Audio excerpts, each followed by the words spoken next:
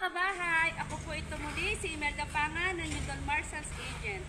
Andito po tayo ngayon sa Bella Vista. Ito po ang bahay na Bitina. Ito po ang turnover natin. Fully finished na po ang turnover. Steel door po ang kanyang pinto. Ito po ba ang space nyo? Ang garahe nyo, 10 meters long, 3 meters wide. Tatlo po ang septic tank niya. Tatlo po ang butas. Pasok po tayo.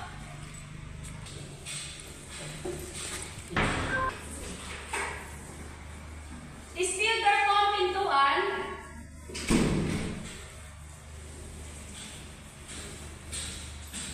Steel door po ang ating hagdanan.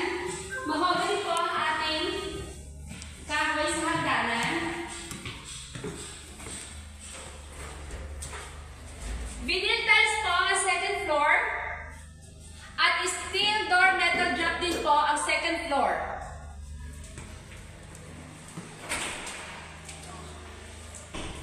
Master's bedroom. Second room. At ito po ang third room. May balcony po tayo sa gilid ng Bitina.